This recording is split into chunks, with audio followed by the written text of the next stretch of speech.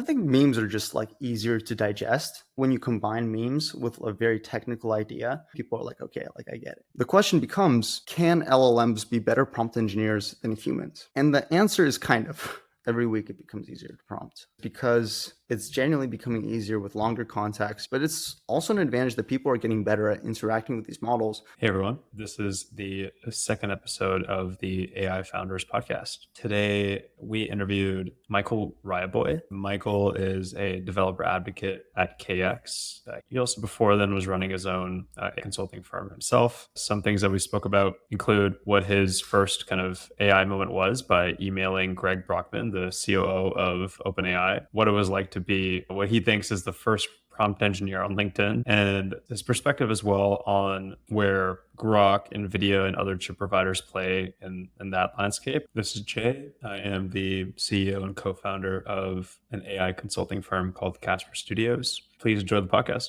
Hey, Michael. Welcome to the second episode of the AI Founders Podcast. How are you? Hey, Jay. Honored to be the second guest ever. Love it. How's it going? I love it.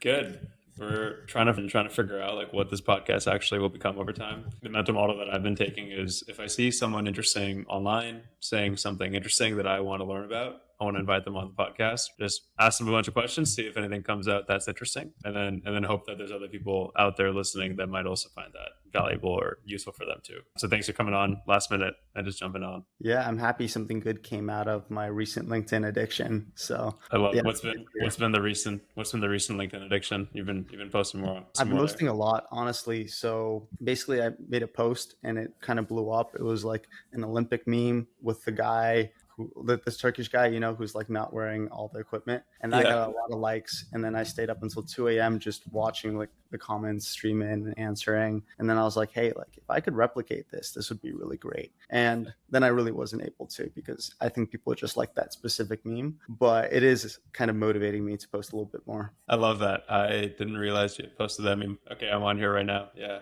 What did you learn from creating a meme on LinkedIn that you were surprised about afterwards? Like what were the unintended consequences of that? Did people hit you up? Did follower count increase? Like did any opportunities come from that meme creation? Like what did you learn about the process on LinkedIn and creating memes online from that process? It was like some pretty big ticket people are interested in that kind of content. So you get, some tens of thousands of impressions, but it's a really interesting space in terms of this intersection of LLMs and search, where you really get like CEOs and CTOs and very important people to engage with the content, which was kind of crazy to me because people were DMing me and asking me these questions. And I was like, these are important people, right? And why do you think these ideas of like memes share more readily versus just, I don't know, like a written content or some video, etc.?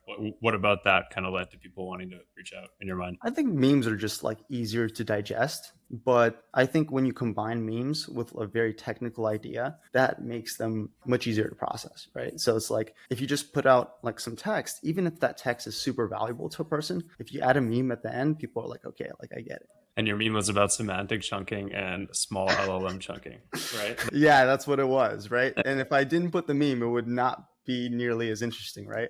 Yeah. If you just put those two texts beside each other, that would have not made any sense. Yeah, it's a good skill. It's a good skill to learn of how you can communicate large concepts into a visual form. I think that everybody's been moving towards that direction. I've never sat down and tried to understand how to best do that with memes, but I feel like there's like a gap in my skill set when it comes to how to communicate like complicated concepts simply. I try to do that verbally or via writing, but you could end up really like sharing your ideas effectively if you do it in a meme, and one that's timely, right? Like everybody was seeing that, for listeners, the meme was like what sport is that? That is like, shooting. I was like wondering if there was a more complex term than just shooting. So it was like timely and it was simply understood and simply shared. And so both of those kind of like really helped. Yeah. And I was doing some search, and apparently infographics get 300% more reposts. And if it's a good infographic, it's probably a much higher statistic than that. And the thing is, I cannot make infographics. I don't know how to make an infographic.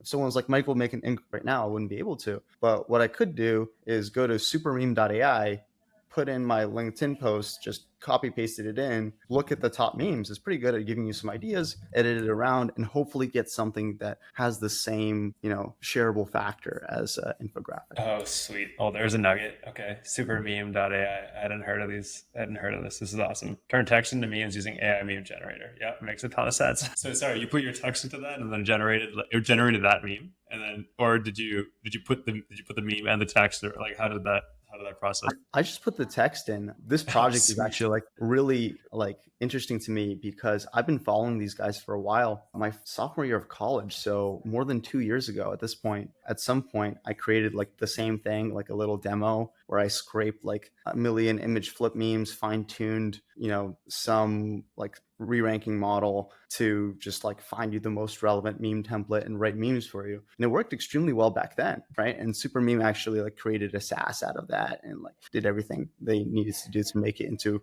what is now a very successful product. So good for them. That's awesome. Are they bootstrapped? Have they raised a little bit, or what's their They're story? completely bootstrapped. They've been like slowly growing over years. And then finally now they seem to be trending up. That's awesome. That's awesome. I'd love to talk to this team as well. The use cases that they've shared also is like for marketers, for educators, for influencers.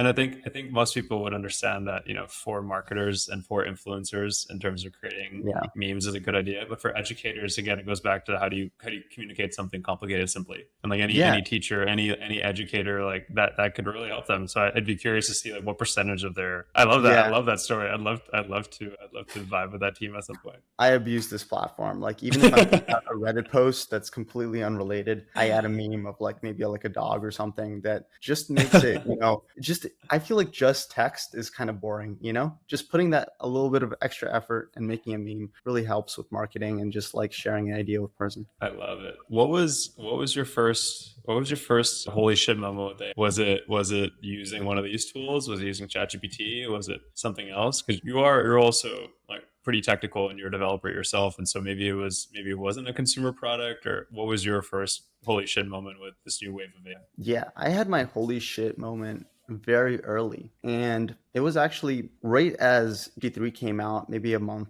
or so afterwards. I was in this Discord of like young tech people, mostly in SF. And someone was like, hey, like there's this new thing that is out. And I was really excited about it. And I had heard like Sam Altman talk about it and I really wanted access. So I emailed Greg Brockman. I was like, hey, can I have access to this thing? This looks really excited. And I gave him some excuse about what I was going to build with it. And I never ended up building that thing, whatever it was that I said I would build. And then I played around with it. I was like, this is amazing. Like it was the earliest version of GPT-3. It was honestly terrible, like compared to current standards. And I wish more people are exposed to just that green text autocomplete. It really changes the way you think about LLMs. And for me, I found use for it immediately. Like I immediately started incorporating it into my workflow. I started coding with it. I probably shouldn't have coded with it. It would have been faster to ever do everything myself at the time, but it was kind of magical to me that it could do this. And I had a lot of fun with it as well. Like at some point I created AI generated like satire articles and I had my own website. It was like called garlic.ai and it's down now, but it was basically a bunch of AI generated articles where I would like have AI generate a whole article, a satire article. I would edit it myself to make it actually funny, right? And then I would have it like trend on Reddit. It was a great time. That's awesome. I love that. What a cool holy shit moment with AI. What made you feel comfy to just email Greg Brockman to be like, I need access, dude? Like Someone in the Discord was like, just do it. And I think that was one of my holy shit moments in terms of marketing where I was like, hey, like you could just cold email people and get stuff you really want. Like it's an insane world that we live in. What was the next time you cold emailed someone and you got what you wanted? The next time was actually for on an internship. This guy posted about an internship. I think I DM'd him on Discord or something. I was like, hey, like I want an internship. And then I got an internship with this like company that later got acquired by ClickHouse. And it was like my first experience with software engineering. And that's where I realized where I didn't know anything about engineering. And then I actually had to study this stuff. I mean, that opportunity wouldn't have come up unless you had, outreach to someone and DM someone. I think it's I mean, this conversation just happened because of that. And I think it for some, I think when they're just starting out in their careers, or even if some people have a hard time, even when they're mid-level or senior folks. Like I've spoken to friends that are director level and above who are looking for their next play or like wanting to get another job, and they're like applying for jobs online, literally with and it just blows my mind that they should probably just identify who the hiring manager is, reach out to them, DM them, have like a nice conversation with them. It's an interesting subtle unlock, but it creates a lot of really fun experiences if you could just get over that. So good for you for doing that with Greg and doing that for like that internship. What was so talk to me a little bit about the landscape about Grok.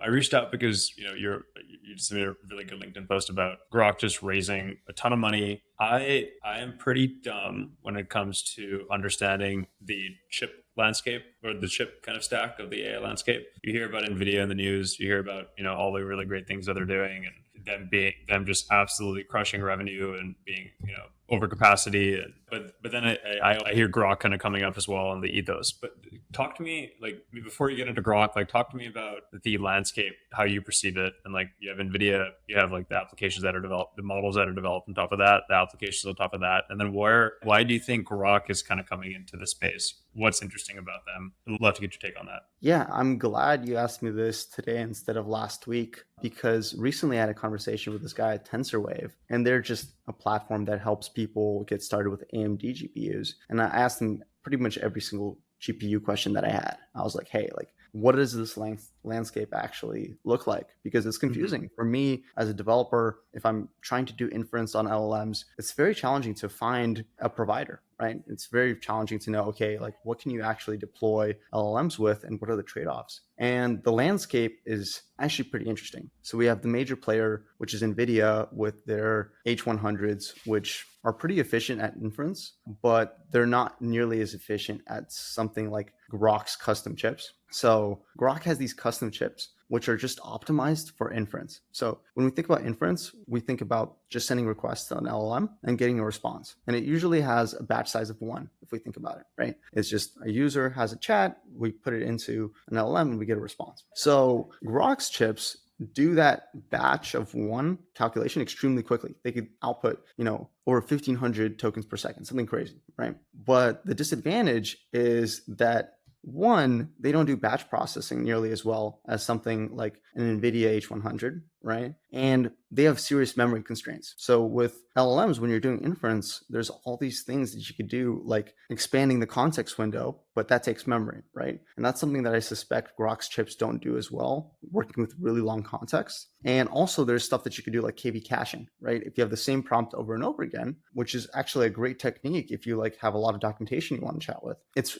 difficult to do this if you have memory constraints, right? And it's also difficult to do batch inference, which is one of the reasons why Grok is having trouble scaling, just because each one of their, custom chips just can't do batch inference. So basically it's tough for them to expand. It takes a lot of money to create the infrastructure needed to expand compared to something like an NVIDIA GPU, which is much slower for inference, but can handle a lot more pressure. So here's maybe super helpful. Here's a couple like maybe stupid questions right off the bat. As a founder wanting to build an AI product, or an executive who is thinking about, an executive of like not the largest companies, but like more mid-sized like SMB companies that want to be able to build on top of these large language models. When do I need a chip? Because for us, like all of our customers that we work with Castor Studios, like we don't interact at all with like physical chips. We just, we make calls to the APIs. We work with OpenAI. We work with Anthropic. So it's like so maybe even at the highest levels, when do I need to care about an NVIDIA versus Grok or any of these other providers that are coming up? Is it only if I'm like a massive company, or is it when I'm like, you're pointing to like needing to really like train and inference, like train these models? And then why would I I guess like start from that level and then let's get into the details. Yeah, the world that massive companies live in is very different from the world that you live in with, for example, consumer products. And 99.9% of the time, you should not worry about, do you need an H100 or do you want an AMD GPU? right? If you're a big company, then you have to make these kinds of decisions, right? If you want to host your stuff on-prem, you don't trust any of these other providers, you have very sensitive data, right? Then you're like, okay, I want to host stuff on-prem. I have this research and development budget that I'm willing to spend on this. And it seems like over time, I'll save a lot of money if I use like AMD GPUs that have a lot more memory and are 2 times cheaper. And that's, for example, how Fireworks is getting such crazy throughput at like such low prices. They're using AMD chips, but it's like there's less resources on that. It's like going to take more engineering time. These are all the trade-offs that these massive companies are making, right? But you, as like a person who's leading a consumer product, or as SMB who like wants to make an internal chatbot,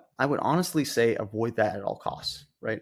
Avoid that at all costs. And your choices are just hosting a good enough LLM on-prem where don't really need a very fancy GPU. You just have something that's good enough, run a 7B, if you're ambitious, a 70B model, and that might be good enough for you, right? Or more likely, if you can use a cloud provider, use Azure. They have their services where basically they have no access to your data, right? And if the rest of your infrastructure is on Azure, why not host your own LLM on Azure as well, right? Use AWS, use Together, use Fireworks. If you really don't care about privacy and don't have like complex GDPR requirements, it's much easier. It's a much easier way to live. Some companies just don't have that choice, especially European companies, for example. They have to be much more careful about their providers, and that's why they're more focused on on-prem solutions. Got it. Super helpful. So the way to think about that, that was a really good way to describe it. And I've been trying to understand, even for our customers, and especially as we move more up market, how to help frame that for them, right? Like how they should be thinking about the space. So to repeat back, what I'm hearing from you is if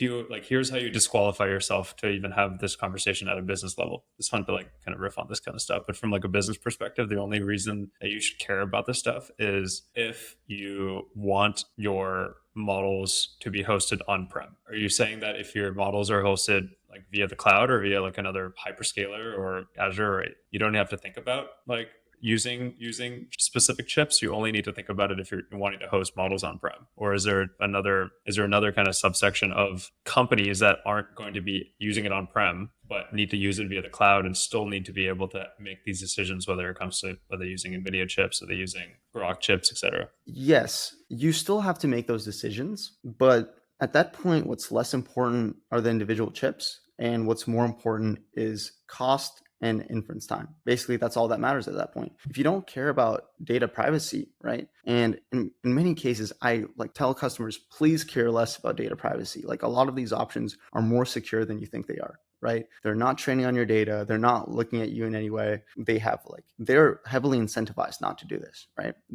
Many of them don't store your data for very long. So, but if you do have the opportunity to use whatever provider that you want, then all that matters is how fast can you do inference and how cheaply, and then maybe something like how reliable they are, right? Like for example, for some use cases, right, some platforms might be a little bit less reliable, especially if you have a lot of heavy usage. But what people do when they really don't care about the provider that much, they basically have a fallback with another provider, right? This is a very common strategy because like sometimes there are outages, stuff like that. But when I'm choosing something for myself, I'm like, what's a good enough model that is super cheap? And for me, that means I usually go to like OpenAI. It's a bit of a premium that you're paying for OpenAI, but you're like, okay, like I don't have to change a line of code. And this is a difference in like $10 from my apps. Personally, I don't really care. But if you have a lot of usage, you could be saving tens of thousands of dollars a month, right? By changing providers that have like the exact same throughput or faster, and maybe like a slightly different model that has the same performance. And sometimes you're fine tuning your own models, or you're deploying a custom like Hugging Face model that is just like really good for your use case. And then you have to think, okay, like which providers can host that for you with a throughput that you need and like at a cost that is reasonable to you. Have you had an ideal type of company that you've been working with so far, whether through your consulting work or maybe even now with your your full-time job? Are you working with people that are more like mid-tier or like enterprise type customers? What are like if so, like what are some of the interesting insights you're learning from those conversations that people aren't really thinking about, or it's being missed in like the mainstream kind of consciousness around AI today? Yeah, I like to target companies that are focused on search because that's my bread and butter. Because retrieval is easy, right? Retrieval is hard. So there's some people in the retrieval space that hate the term RAG because they feel like it's all about retrieval. Sometimes they call it RAG, but with a capital R and a lowercase ag, because choosing your LLM, that's very simple, right? You could just change providers. There's all these complicated things that you can do, but it doesn't really matter. And what matters the most in most actual use cases is the retrieval step, getting the most accurate context to your language model. And that is genuinely very hard. There's a lot of complexity there. And that's where people need a lot more help, because they're often making really bad decisions, right? They're making decisions where they basically see a trendy new idea and they implement it, and they're like, oh, my search is better just because they read about it or saw a LinkedIn post or something. When in reality, they don't even know if their search is very good. So, and they haven't evaluated it in the proper way, and they're sacrificing latency and cost, or they're fine-tuning complex things where they don't need to be fine-tuning. I read a LinkedIn post recently about someone who fine-tuned an embedding model, or like did a lot of research, did something complex, but didn't even compare it to BM25, which has been a sparse search strategy that's been around for many, many years and is extremely effective, right? That should be your baseline in many situations, where if you're using these complex, dense strategies, you got to think, for your data, is it even going to outperform BM25?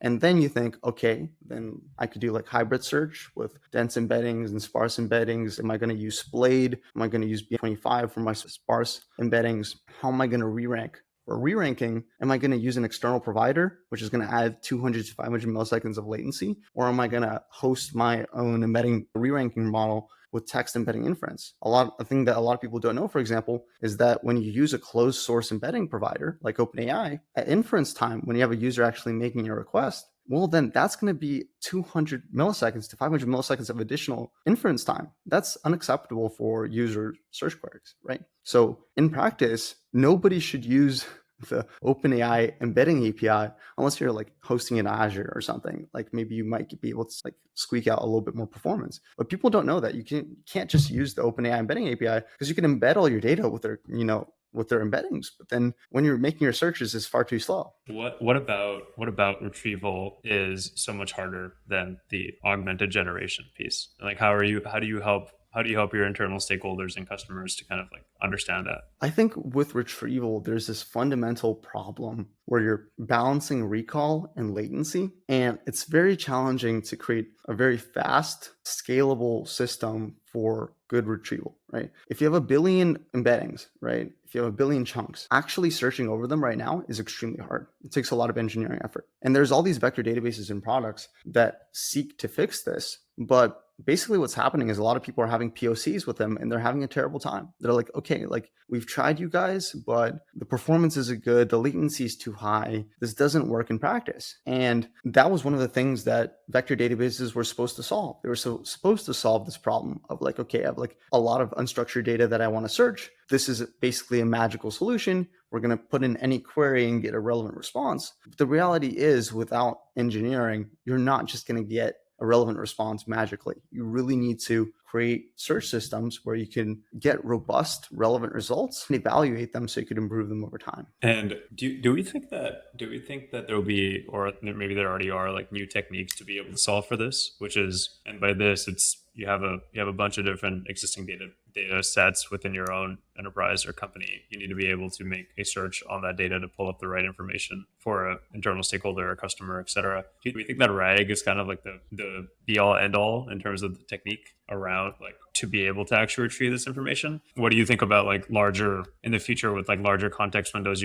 Will you need this anymore? Or is it just not progressing at that level where, you won't be able just to have that large of a context window to be able to pull in everything? Or there'll still be more hallucinations. So yeah, like what's your on the techniques of like how to be able to actually do this? Is it really just RAG today? Are there other things that you've been seeing in the market that have been coming up? Do we think that larger context windows will solve for a lot of the stuff, or that'll never be the case? I think it's everything. Everything needs to get better, and everything is getting better. Context windows are getting larger. LLMs are getting better at using larger context windows.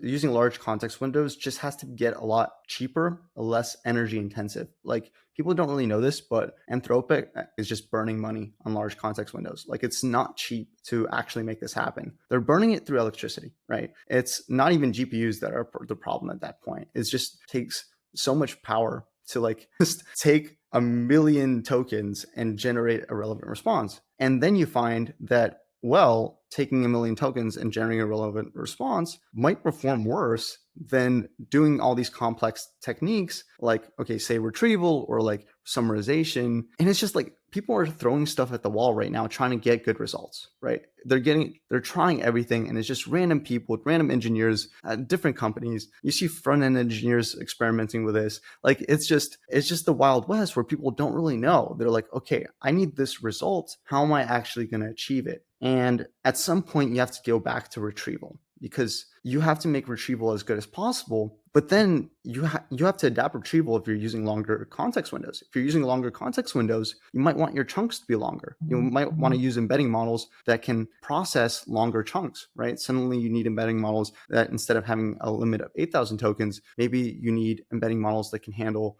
tens of thousands of tokens. There's all these engineering challenges, and I don't think there's like a simple answer, just like RAG, because that R is really, really big and that AG is really, really small. Very helpful. What's your take on the role of a prompt engineer? If you look at your LinkedIn profile, either now or you used to have, now you have developer advocate. Oh, you're still a prompt engineer. I'm still a prompt engineer. I'll be honest. What's your take on the role? What's your take on the role? Like, do you think? I think like a year, like a year and a half ago, everybody was talking about how like a prompt engineer is like one of those like next new roles that are going to be pretty effective in the economy. Do you see that being the case? Is it kind of overblown? What is a prompt engineer? Like, what are the specific skill sets that roll up into it? Yeah, what's your take on the role? My answer to this changes every month. But what's interesting about me is I strongly suspect that I was the first person on LinkedIn to put prompt engineer in their bio, like the very first one. And the reason for this is at the time I was like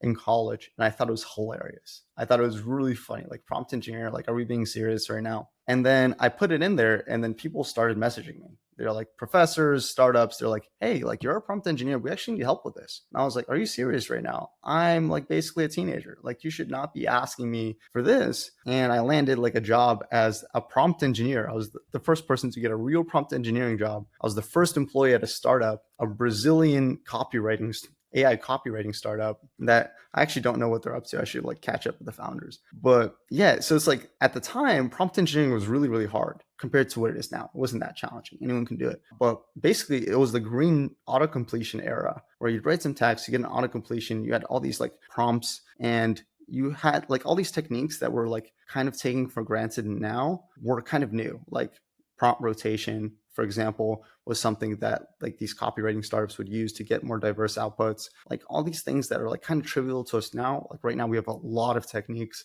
I think I read like a LinkedIn carousel with like 35 techniques based on this paper that looked at every single one, right? There's so many things that you could do with prompting to improve it. Maybe that AG is bigger than I mentioned previously because there's just so much stuff to experiment with. But at the end of the day, I think a prompt engineer is anyone who really communicates with a large language model and gets what they want and can share that with other people. So prompts are inherently valuable. An example I can use is there is this startup in this local San Francisco called Wordware, and they recently blew up. They got like a million impressions. No, they had 1 million visitors to their little demo that was like twitter.wordware.ai, where you would put in a Twitter handle and scrape your tweets, and then it would like give you like feedback. Okay, like this is who you are as a person. This is how you improve your love life. Here's like some advice here. This is like, it roasts you. That's prompts. That's prompts that do it. They took a prompt and were able to share this experience to a lot of people, and people found that valuable, right? So prompts are inherently a method of communication, and you have to be able to write these prompts and interact with LLMs such that LLMs could then interact with other people. The question becomes, can LLMs be better prompt engineers than humans? And the answer is kind of.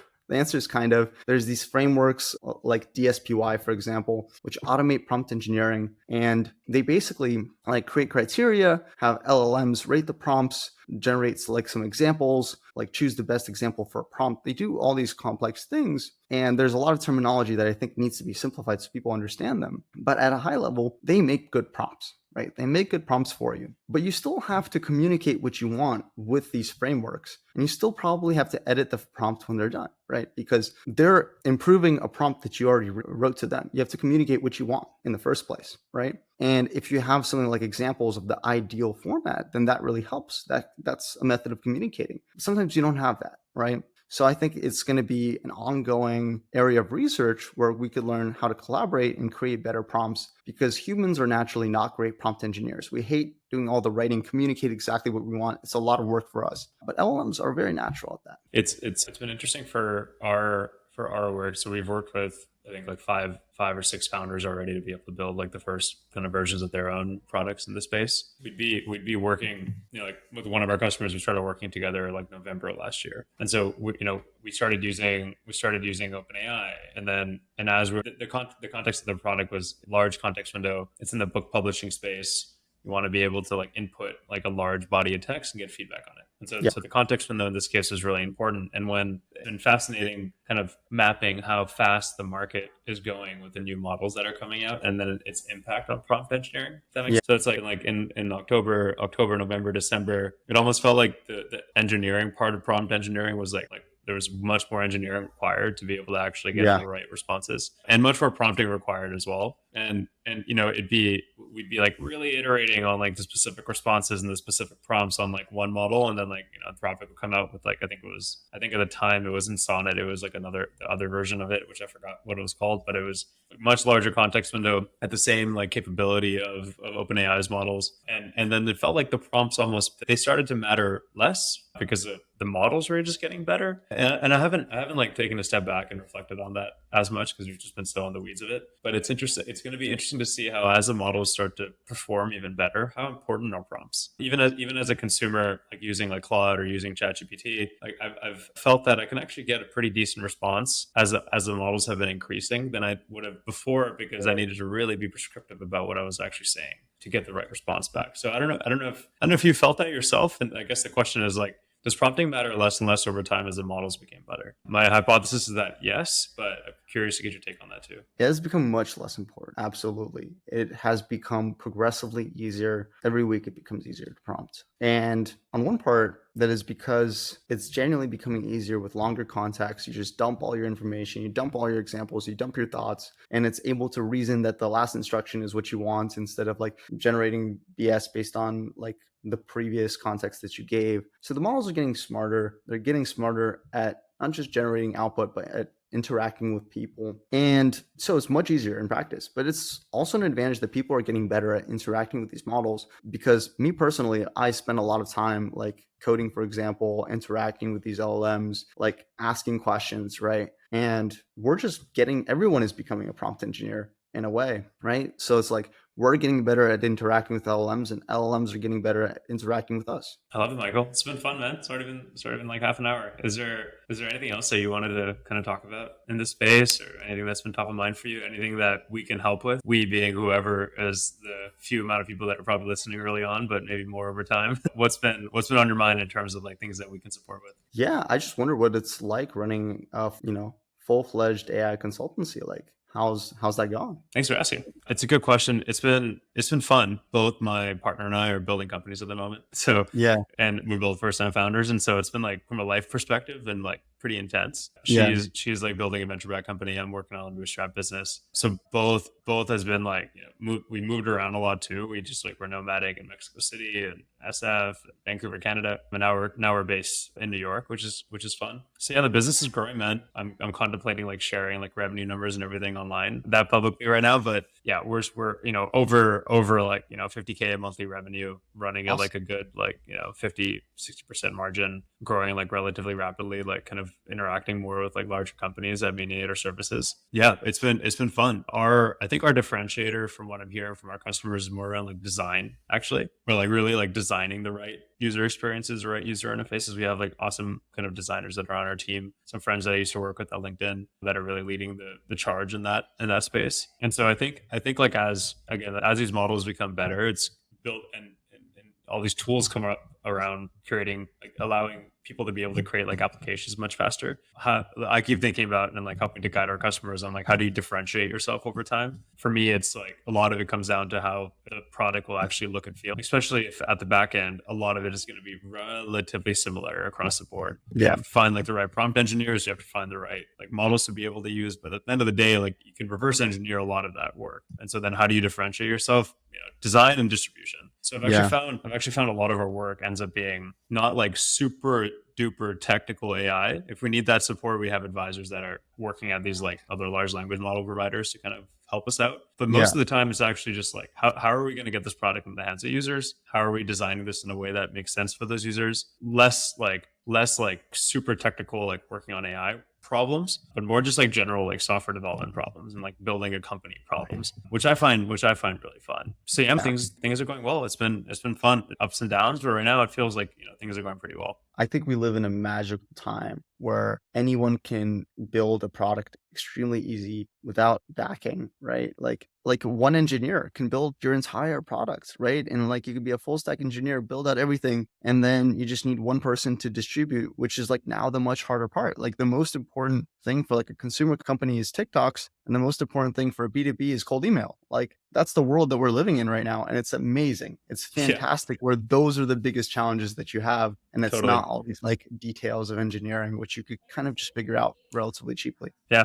The creator TikTok stuff is fascinating. I have a friend who's in New York building an AI company. They're doing like I think over like 2.5 million in revenue a year, and like all their leads are coming through TikTok. Amazing. I love to hear it. It's crazy. After the show, share with me. And it's making me want to lean in even more on like not just for myself, like creating content and more videos, etc., but to really like map the right experts in that space to help our customers distribute the product, like be able to get sales through that. Right. We're working with one customer right now too, who his main business, he'll come on the pod as well soon, but his main business is helping understand their audience's needs to be able to develop software products for them. And so he'll go to creators with over like 500,000 or 1 million followers on their different social platforms, and they may be making money on advertising, or they're not, or they are, and they just want to be able to diversify their revenue streams. And so they're kind of coming at their company to be able to provide like the right audience discovery to see what to build for them. And we've actually partnered with them. They're one of our customers to build that product for that creator for their audiences. That's so absolutely fantastic product. That's absolutely right? Incredible. It's such a great business. Yes. It's a great business, right? Like I would love to that. try it. Yeah. It's like if you have 1 million followers on TikTok, if you're like creating content consistently, you could be having a multi-million-dollar revenue stream instead of like tens of thousands of dollars through advertisers. Like if you create a consumer app, like it's easy money because you already have distribution. Yeah, you start with distribution, and then you start with the pain points that the people that follow you care about too. You're not just focusing on distribution; you're also focusing on like what problems that they have. There's a reason that they follow you, exactly. So yeah, I think like over time, one of the reasons why I was excited to come to New York, I lived in SF for 5 years, and like most of my friends are still there, and everybody's crushing it, like raising big rounds from YC or like other venture capital firms after going through YC, and like just like in that world and that headspace, which I love. There is something interesting about being in New York where the businesses that are here are just very different. Like they're more like a lot of them are very like creative agencies, like marketing agencies. Like how are those run? Like what happens there? Like how are they doing super well? And like how can you take like the very like technical and like product design minds that we have on our team and then map it with influences that we have here in New York and see like what are the interesting mixes. Because I think like creativity and taste is going to be a really important distinguishing factor for businesses. And yeah, it's fun to kind of try to be more at the forefront of a lot of those things and trying to be a bridge between like the very like technical product design minds and also more of the like financial like business like minds as well that are definitely like I live on Wall Street and it's like the stock exchange is right outside, so like what does that vibe look like? And so yeah, that's been what's going on for me, man. A lot of really fun opportunities going on. Yeah, I mean, I remember the design of Casper back when I saw it first. Back in the day, this was a while ago, it was extremely refreshing even for the city, right? And like the ability to do that somewhere in New York where people don't understand design as well as somewhere around here. I think that's extremely valuable. You could show them something that really like they don't understand on an intuitive level. Right. We don't understand what's going on, but we understand like how these products make us feel, right? Like we all love using Spotify, like even if you don't know why. But it's because of the design. It's because of how it makes you feel. And so yeah, it's almost like an arbitrage of like coming to New York versus like being in SF. Like we're not that special there. It's like working in the product organization at LinkedIn is like cool, dude. What else are you doing? Whereas here it feels like it's a little bit less of a commodity, so you can kind of leverage that a little bit more. Our customers are all over the US and all over the world, not just all based here. But yeah, man, that's what's been going on. That's awesome, man. That's great. Thanks for coming on the podcast. I'm going to wrap up the show right now, but thanks for coming on, Michael. Yeah, man, I appreciate it. This has been an honor, actually. Like, this is the first podcast I've ever been invited to, possibly the last. We'll see on how that. You did great. All right, man. Yeah, this was a great time.